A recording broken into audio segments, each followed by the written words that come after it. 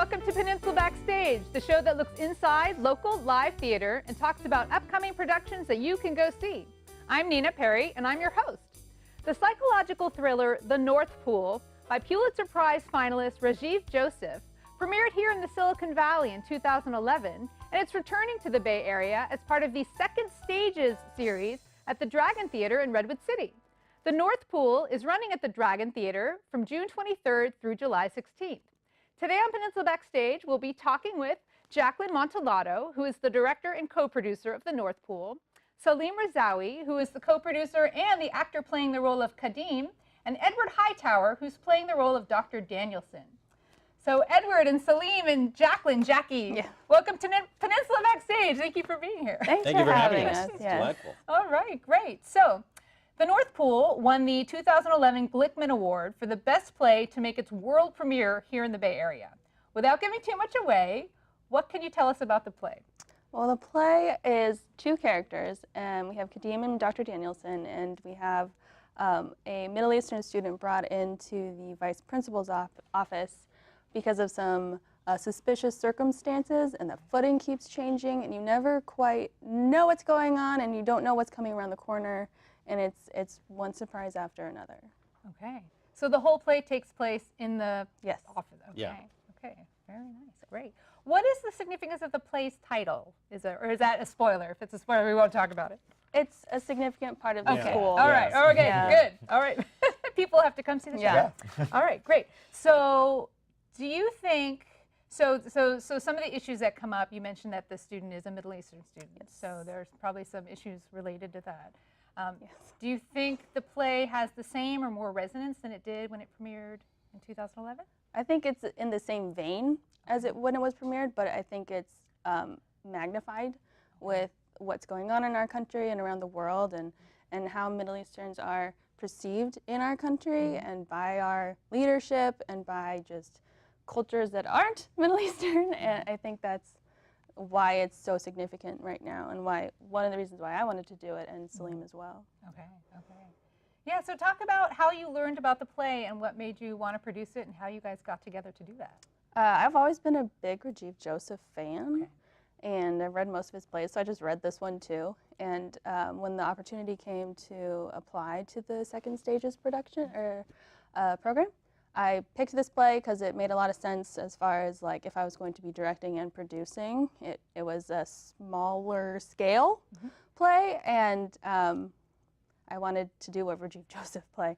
And just with what the play is about and the content of the play, it just made so much sense to produce this play at this moment. And I actually applied on my own, as did Salim, so I'm going to let him talk about his process. So you played independently of each Yes. other? We did. We applied independently. I actually was doing research as an actor for monologues for my repertoire, and a friend suggested look into Rajiv Joseph's works, and I found this book, this play, and I read it, and I read it in one sitting because I couldn't put it down. And I knew I had to do something with it, and I found the opportunity with Dragon, and I applied independently, as she said. And they do this every year, but we happened to apply at the same exact time. Yeah. And we didn't know each other before applying. Okay. We had never met. And we had to propose our passion project, and this was both of our passion projects. And they decided, well, how do we put these two together and make it work? Yeah, so Karen, who's one of the directors of the program, she knew both of us beforehand. So she said that I think you guys would work really well together, and it's been great. Yeah. We call it an arranged marriage. Yeah. A successful one. All right. Yeah. And Second Stages is an opportunity for independent producers to mount a show at the Dragon Theater. Yes. Yeah, the Second Stages is an opportunity to put your foot in the door as a producer, and so Dragon provides you with all the tools and resources and how to produce a show, and their end goal is now you can produce a show, or now you know that you don't ever want to produce a show. All right. So Edward, how did you get involved with this project? I woke up in a bathtub full of ice with a note saying, "Your kidneys are gone." And his phone number was on the note, and he said, "If you want them back, you have to be in the play." And I said, "Yes, okay, I want my kidneys." So you didn't have to audition? I did have to audition, actually. So Salim and I worked together in an improv dinner show called The Dinner Detective, and I think he just wanted me for the role. Is that correct? Yeah, so in The Dinner Detective, there's multiple roles, and there's two detectives who work opposite each other as co-detectives, and Edward and I are constantly co-detectives, and we just have a really good chemistry, and I figured who better to be on this project with, and I asked him to audition, and here he is. I asked to read the play, and I read it in one sitting, and I immediately was like, I want to be in this play. How do I get in this play? I will walk over hot coals to be in this play. Seriously, where are the coals? How soon do I need to be there? And so he auditioned for Jackie, and I liked him. Yeah. All right. Very good. Very good. Yeah. Cool. All right. So then you have worked together before. So how does that make it easier, or in some cases harder, to work together on this play now? Well, we have a good shorthand, Okay. Yeah. We understand each other's process. We work well together. Because we first worked together in an improvisational setting, we can make eye contact across the room and communicate pretty quickly, this guest is about to attack you with a knife or whatever. So That's not a part of our play. no, it's not a part of our play. No. But we are in tune with each other, is what we're Yeah. going with. Yeah. They take good care of each other on stage, which is really important because there's only the two of them there. If one of them goes up, the other one has to catch them. So Okay. I think having Goes that up meaning base- forgetting a line or yes, something. Okay. So having that trust Yep. there, I think, is huge. Yes. There's a Okay. lot that we didn't have to work on because they came in knowing each other. Nice. Yeah. All right. It really helps. Now, my sense is that, now I haven't read the play, but my sense is that the relationship between the characters is not as congenial. So how is it, being so congenial in real life and having to play characters who are less so? It's not difficult. Okay. I mean, I don't know. It's Is pretty. it fun? It is fun. It is a lot is of fun. Okay. Yeah, it is fun. Especially, the tension in the scenes is massive, and it's just it's so well written. It is a delight to play. Yeah, I mean, I believe acting is living truthfully in imaginary circumstances, and this play is our imaginary circumstance, and as long as we are living it truthfully, then we are telling the story, right? Right. Yeah. All right. And we mentioned that the whole play takes place in the Dr. Danielson's office. Yes. So are the characters seated the whole time? No. No. Okay. All right. So, but okay. So talk about the sort of constraint of being in that one place and how that enhances dramatic tension or brings out parts of your performances. So yeah, it takes place all in the office, and it takes place in real time. So the show is approximately 90 minutes, and it's after school. Right. And some of the tension moments, there's moments where there's silence and you just hear the sound of a clock, but that just like builds the tension even more. Yeah. It is a little restrictive with two desks, or one desk and two chairs. But I think again, the story stands on its own. Yeah. It's a cat and mouse kind of a thing. So Yeah. it's kind of interesting that they can't leave this space because Right. it makes it more. It raises the stakes and it makes the tensions higher, and it's really meaty and Okay. delicious. One of the challenges is, I mean, I move around generally more than he does, at least Yeah. right now. I mean, this could change. But I have to avoid walking in the same pattern because it's such a small space.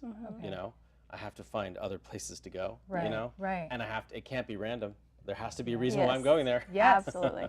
Yes. So that's fun.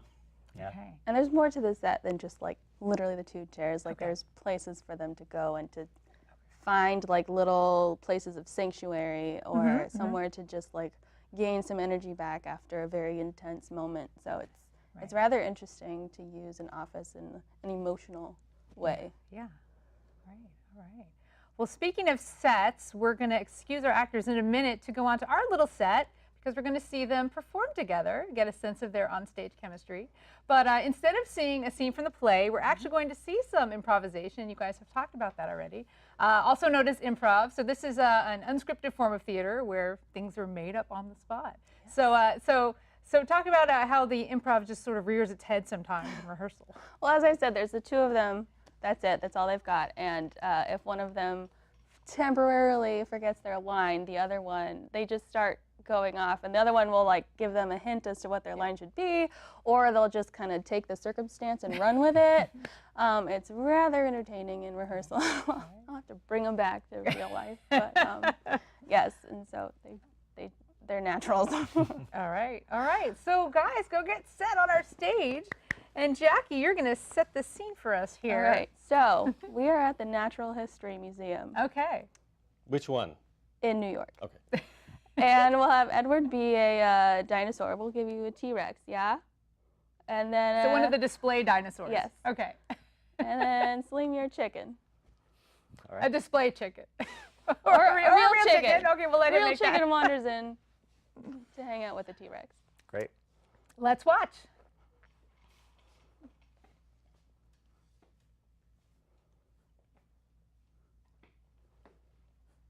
Hello.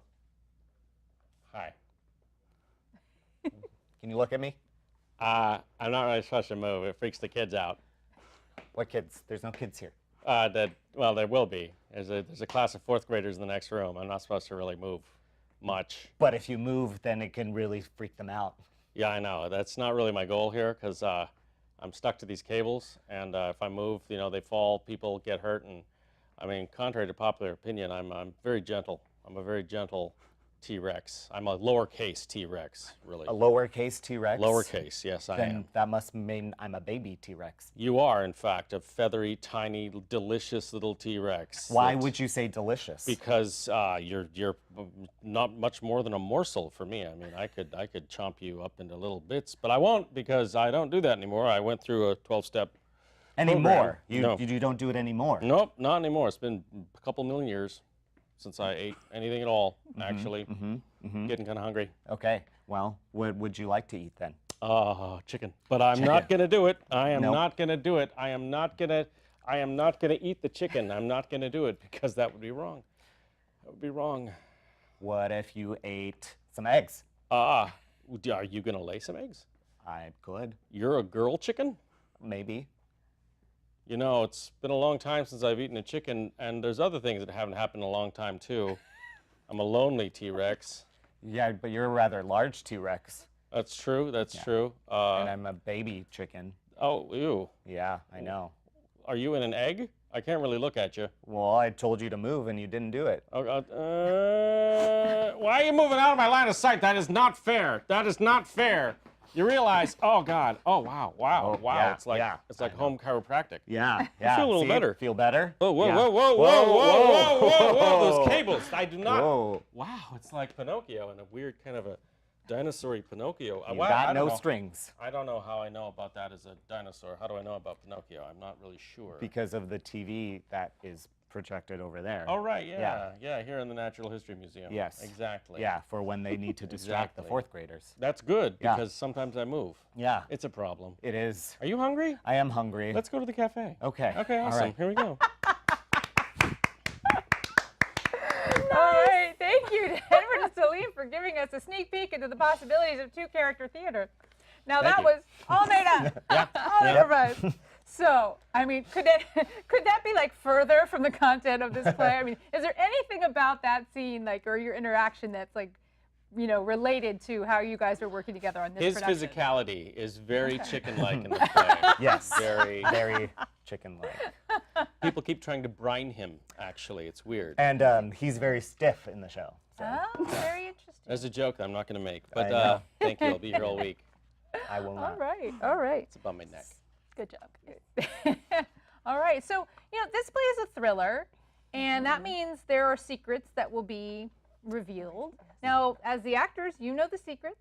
The audience do not know the secrets yet. So, how is this accomplished where you know what's going on from the moment the curtain goes up, but you have to, keep things concealed for as long as necessary? Well, I think it's the age-old, like, even if it's not a thriller, there's always things that the audience doesn't know about at the top of the show, what they're going to learn about at the end, Yeah. because otherwise there'd be no drama. But you can't play the end of the play at the top of the play.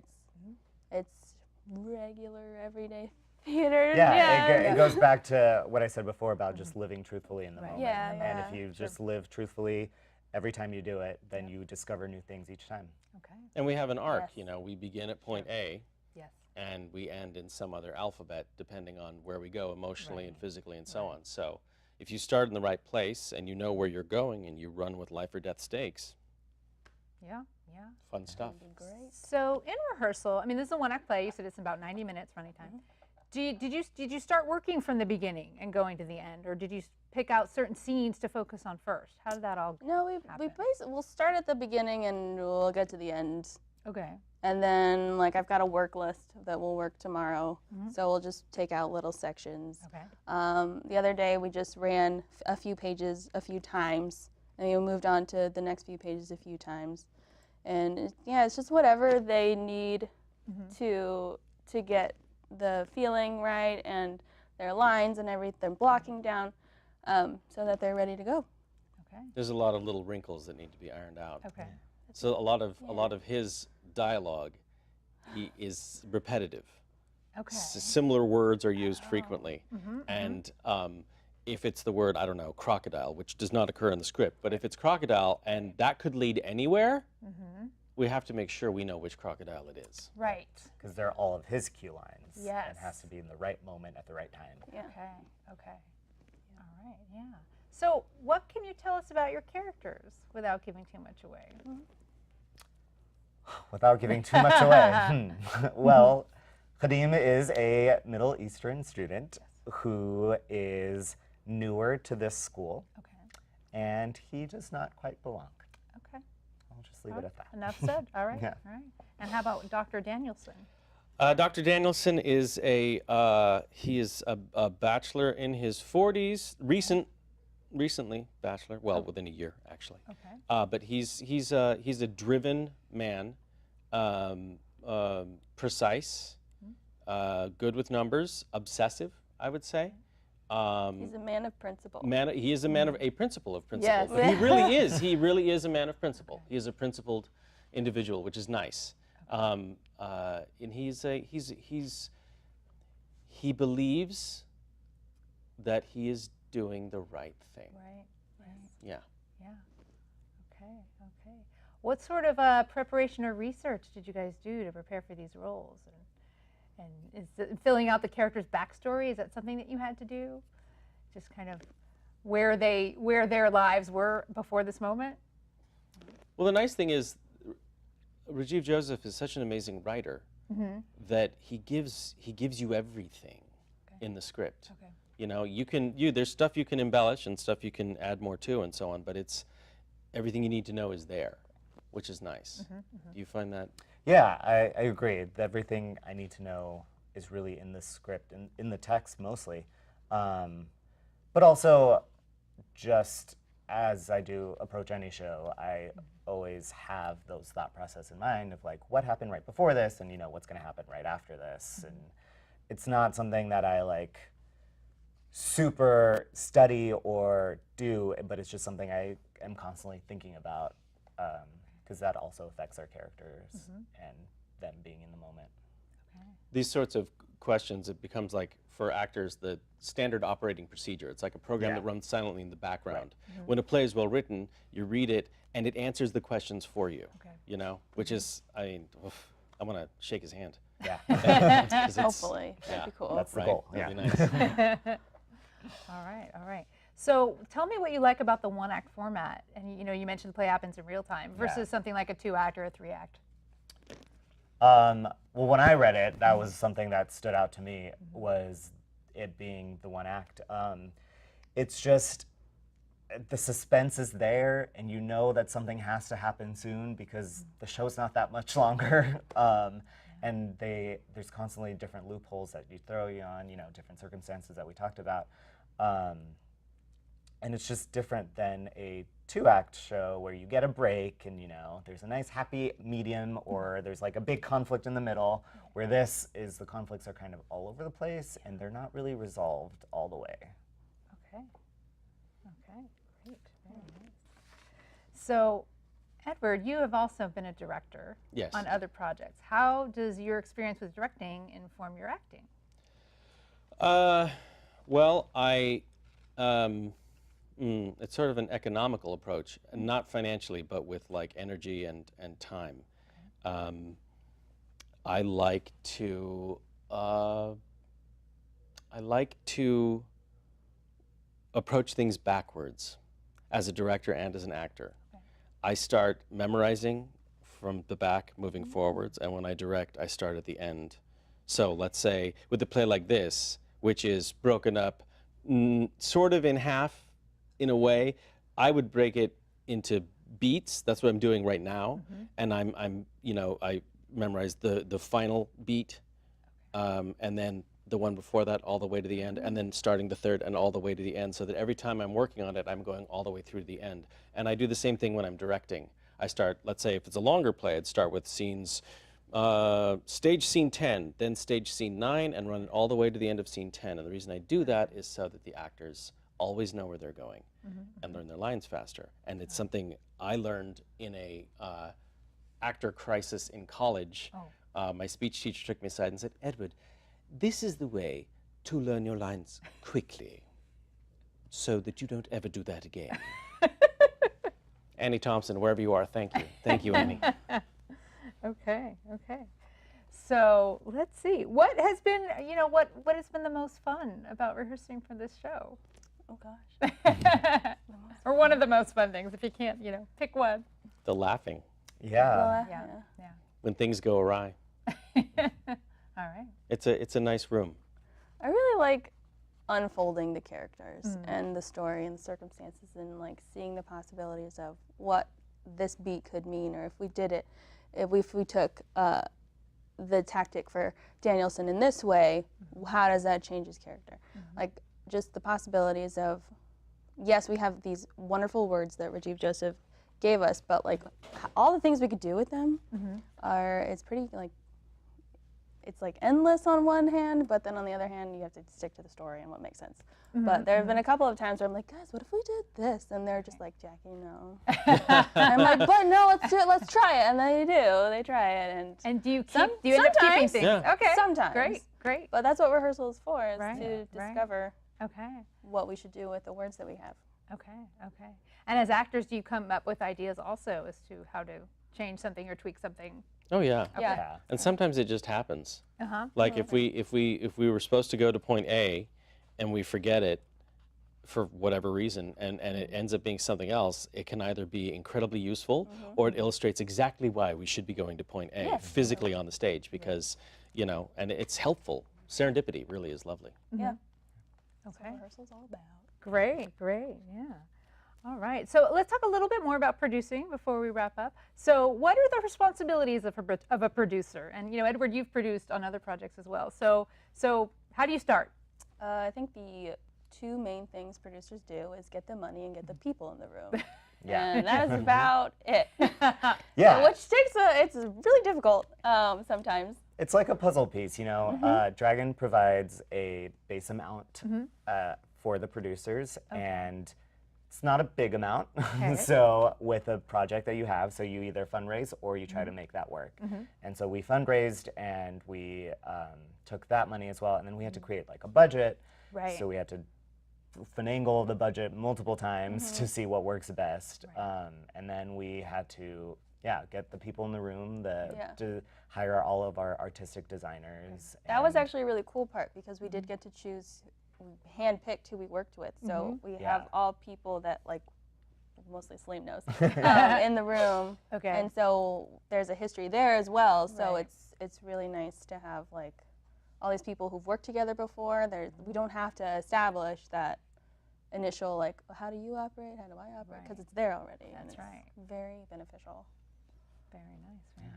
It's also sometimes as a producer you just have to walk into some place where you have no idea if they are going to give you what you need or if they'll have what you need, and tell them what you're doing and why you're doing it, and ask for that thing for free, whatever it happens to be. Always ask for it for free first. Right. Whether it's space at a library to hold an audition, or whether it's, an antique cast iron stove in exchange for an ad in the program for free, you know, very nice. stuff like that. There's a lot of schmoozing and a lot of VIP seats. Yeah, Yeah. yeah. Seriously, All right, all right. we have those. Yeah, we do. Special thanks in the program. And was the fundraising done online with like crowdfunding, you know? Yeah, Okay. we did a crowdfunding called Plum Fund, and we were able to reach a little over $1,000. Oh, great. Yeah. Great, great, great. Okay. Wow, fabulous. So if there was one word that you would use to describe this play such that, you know, you want people to come see it, what would it be? Oh dear. One word. Okay, wow. a phrase. I have one. Okay. Riveting. Riveting. Okay. Riveting. Yeah. Good. Informative. Informative. Okay. I don't know. That's how I think. Thriller. Yeah. Yeah. Good. Very good. Oh, that's so exciting. All right. Well, we're wrapping up, so we're going to recap for our viewers that the North Pool is running at the Dragon Theater in Redwood City from June 23rd through July 16th, and it's by Pulitzer Prize finalist Rajiv Joseph, and the show is being produced by Jackie Montelato and Salim Razawi, and Edward is playing the role of Dr. Danielson. So can you tell our viewers where they can go online to get more information about the show? They can find more information at www.dragonproductions.net. Okay, dragonproductions.net, very good. Peninsula Backstage, we're online also. We're on Facebook at facebook.com/peninsula-backstage. Like our page if you're interested in getting updates when new episodes become available for viewing online and on the air. And I'd like to thank my guests again, Jackie Montelato, Thank you. co-producer and director, Salim Razawi, co-producer and actor playing the role of Kadeem, and Edward Hightower, who's playing the role of Dr. Danielson. Thank you for being on our show today to talk about this play that promises to be an intense, exciting night of Yes. theater. Thank Yeah, you thanks so for having much. us. Yeah, Thank you you're so much. welcome. Real fun. Yes, good. And I would also like to thank our viewers. We appreciate you watching this episode of Peninsula Backstage. And you should remember to go out and support local live theater. Thank you. Guys, great. Thank you.